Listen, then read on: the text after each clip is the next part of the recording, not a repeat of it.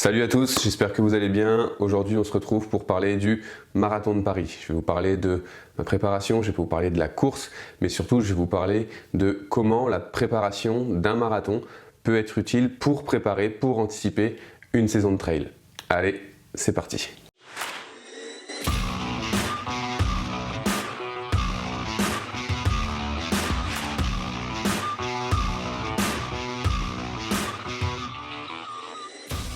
Donc revenons sur ce marathon de Paris 2022. Me concernant, c'était ma première expérience sur marathon, c'était même ma première expérience sur route de façon officielle, puisque bon, j'avais déjà participé au semi, mais j'accompagnais madame, j'avais pas fait forcément une course pour moi, donc c'était ma première vraie expérience solo sur route. Ben, c'était intéressant. C'était intéressant, j'ai appris plein de choses, sur la course, j'ai appris plein de choses sur moi-même, donc c'est ce qu'on va essayer un petit peu de détailler dans cette vidéo. Dans un premier temps, je voudrais parler de ma préparation, la préparation à ce marathon. Donc c'est du coup quelque chose que j'ai pu entamer cet hiver. C'était un choix stratégique pour moi parce que je suis dans une région où l'hiver je peux pas pratiquer forcément le trail running, les chemins ne sont pas praticables. Je suis pas non plus dans une région où j'ai accès aux sports d'hiver facilement, donc je fais pas de ski de fond, hormis pendant les vacances ou des choses comme ça. Donc pour moi, préparer un marathon pendant l'hiver, donc s'entraîner sur route ou sur piste, c'est une bonne solution pour maintenir le rythme, maintenir la motivation, avoir des objectifs, et c'est un petit peu dans ce sens-là que je l'ai entrepris. J'ai donc fait du coup beaucoup plus de séances sur route cet hiver que les autres années, et je dois reconnaître qu'en ayant fait ma propre planification, en ayant suivi un véritable plan d'entraînement pendant cette période hivernale, ça m'a permis de garder vraiment de la motivation, et allez, je le dis doucement, j'ai pris du plaisir à courir sur route cet hiver. J'ai pris du plaisir pourquoi? Parce que les prépas marathon, la prépa de course sur route, c'est des prépas où on va intégrer des séances de vitesse, des séances de seuil, donc des séances quand même à haute intensité, où on a cette sensation vraiment grisante de courir vite.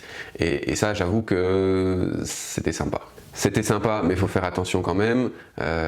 Pour moi, la vitesse, c'est le facteur déterminant dans la possible augmentation de la contrainte et donc la possible apparition de blessures. C'est quelque chose qu'il faut bien encadrer, bien maîtriser. Et j'ai senti à quelques reprises que voilà, si ma charge d'entraînement augmentait un petit peu, il suffit que ce soit combiné avec une période personnelle, professionnelle un petit peu plus dense, un petit peu plus fatigante, on pouvait vite se retrouver dans des zones un petit peu de surmenage. C'est d'ailleurs ce qui s'est passé un petit peu entre janvier et février. Il y a beaucoup de choses qui se sont passées au niveau personnel, professionnel, des bonnes choses, mais par contre qui m'occasionnent de la fatigue, du stress, des choses comme ça. Et donc j'ai senti que sur l'entraînement, ça a été un petit peu plus dur. Donc il y a un moment où j'ai perdu un petit peu la régularité, c'était trop compliqué de tout combiner. C'est pas grave, hein, je l'ai fait en connaissance de cause. Il faut accepter qu'à des moments on peut pas tout faire à la fois. Je suis pas athlète professionnel, c'est pas mon métier, donc forcément derrière, si je dois donner des priorités, elles vont peut-être revenir davantage à mon activité pro et puis personnelle. Donc voilà, faut le faire juste en connaissance de cause. Sinon, je suis globalement satisfait de ma préparation, où je me suis senti vraiment de mieux en mieux au fur et à mesure des semaines, au fur et à mesure des mois. Parlons maintenant de l'objectif. Donc l'objectif, c'est ça aussi qui est difficile sur route, c'est que on va parler chrono, on va parler montre, on va parler allure, on va parler tout ça. Et ça, j'avoue que j'ai pas l'habitude. J'ai pas l'habitude et clairement j'avais aucune idée, j'avais aucune référence, donc je savais pas du tout sur quelle allure me baser initialement. Ma première réflexion était de partir sur une allure autour de 5 au kilo, donc ce qui fait à peu près du 3h30.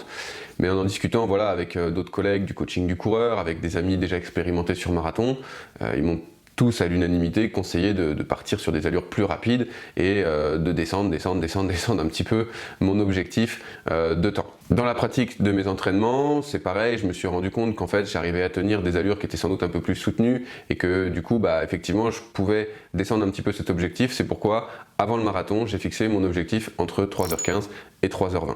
C'est vraiment quelque chose d'assez spécial, hein, quelque chose qui est clairement différent du trail où là on va essayer de construire sa course en fonction d'une allure, en fonction d'un chrono, en fonction de...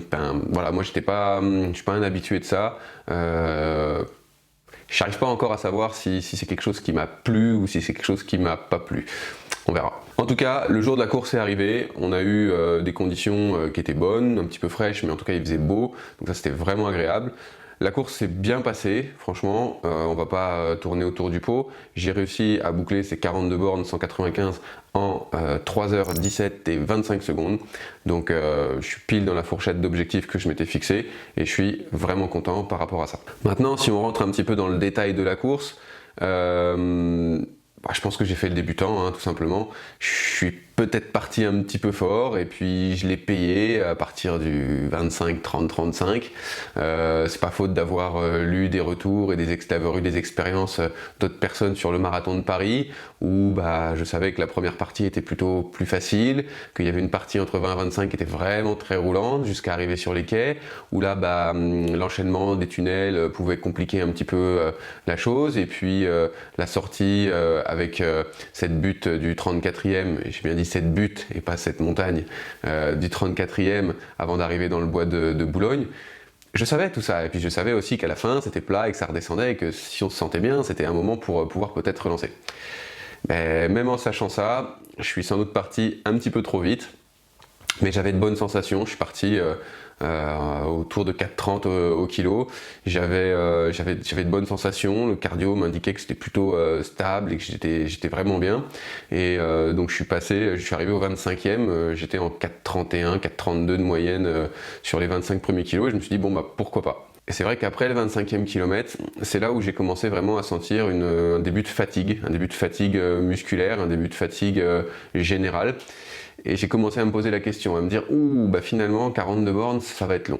Et à partir de ce moment-là, c'est vrai que chaque kilomètre a été de plus en plus dur, chaque kilomètre l'allure a ralenti un petit peu et vraiment à partir du 35e, clairement je comptais les bornes, voire je comptais les 100 mètres parce que ça devenait vraiment dur physiquement et j'ai dû piocher physiquement et physiologiquement pour aller atteindre la ligne d'arrivée. Je pense que j'ai flirté, j'ai toqué à la porte du mur quelques fois. Heureusement, ça n'a pas explosé complètement. J'ai juste eu une bonne baisse de régime. Quand on regarde les allures, j'ai perdu quasiment 30 secondes au kilo sur les 15 derniers kilomètres. Donc voilà. Après on apprend en pratiquant, on apprend en faisant les choses. C'est pas parce que sur le papier j'avais tout compris que ça s'est passé comme ça en réalité. Et c'est peut-être ça qui va me servir justement de leçon pour la suite. Et quand je dis pour la suite, ça veut peut-être dire que j'en ferai un jour. Mais en tout cas, c'était intéressant d'observer tout ça. Donc la conclusion de ce marathon, c'est que globalement, je suis satisfait. Je suis très satisfait de la course, satisfait de l'entraînement qui a été mis en place avant, satisfait des sensations pendant la course, satisfait de l'ambiance aussi. J'étais vraiment très agréablement surpris. J'ai trouvé qu'il y avait vraiment une belle ambiance globale, générale, tout au long de la course. C'est incroyable de voir comment un événement peut rassembler autant de personnes, autant de monde passionné par la course à pied, et donc ça c'est vraiment quelque chose qui m'a plu et j'ai trouvé ça plutôt bien fait. Donc bravo à l'organisation du marathon de Paris, bravo évidemment à tous les participants, à tous ceux qui ont terminé dans leurs objectifs, mais aussi à tous ceux qui n'ont peut-être pas pu terminer ou qui n'ont pas pu se rendre à l'événement. Chacun a su s'investir dans la mesure du possible, donc faut vous féliciter, puis il faut vous encourager à continuer la pratique régulière de la course à pied. Maintenant, ça va être l'heure de parler de la saison de trail. Donc déjà, un gros avantage de faire une prépa marathon quand on est trailer, c'est que là, du coup, j'ai les dents qui rayent le parquet, j'ai qu'une envie, c'est d'aller dans les chemins. J'ai qu'une envie, c'est d'aller me mettre dans une bosse et faire des allers-retours comme un hamster. On s'en fiche, mais en tout cas, ça m'a redonné un espèce de boost, de motivation pour aller m'entraîner spécifiquement au trail. Donc rien que pour ça, c'était vraiment cool de faire une prépa et de faire un marathon. Personnellement, je suis à 2 mois de ma première course officielle qui sera la Transju Trail et j'ai choisi volontairement un 40 km, 40 et 2100 je crois de dénivelé. J'ai choisi un 40 km pour rester justement dans ce format un petit peu marathon. Pourquoi ? Parce que ça va me permettre de conserver les qualités de vitesse développées pour le marathon et de les transférer sur le trail. Donc c'était vraiment un choix stratégique. Là j'ai 2 mois, donc c'est une période qui est quand même relativement longue, c'est bien, je vais pouvoir vraiment faire une transition assez progressive, même si au milieu de ces 2 mois on a le stage en Corse avec toute l'équipe du coaching du coureur, où on va se mettre, je pense, une bonne tranche d'entraînement axé trail. Mais en tout cas, ça va me permettre de faire vraiment une transition en essayant de conserver au maximum les qualités de vitesse. Donc ça, pour moi, c'est peut-être l'argument numéro 1, l'argument le plus intéressant à faire une préparation marathon pour le trailer, c'est le développement de ces qualités de vitesse, de ces qualités de seuil. En quoi ça va pouvoir me servir? Eh bien, c'est pour justement toutes ces phases de plat, toutes ces phases de faux plat. Eh bien, si j'arrive à gagner un petit peu en vitesse sur ces phases-là, sur un trail, c'est évident que ça va permettre de gagner beaucoup de temps à l'arrivée. Le deuxième point qui me paraît vraiment hyper intéressant, c'est qu'un marathon, ça fait mal. Marathon, c'est quand même la capacité à encaisser un petit peu la douleur, la gêne et l'inconfort pour aller pousser le plus loin possible. Et ça s'entraîne, c'est comme tout le reste. Donc plus on habitue son corps à rentrer dans l'inconfort et à y rester longtemps, plus je vais pouvoir peut-être transférer une nouvelle fois ce schéma en trail, où d'habitude j'ai peut-être parfois tendance à me mettre dans une situation un peu plus confortable parce que je sais que je peux marcher, je peux récupérer à certains moments, je suis pas obligé de courir là, je suis pas obligé de courir là.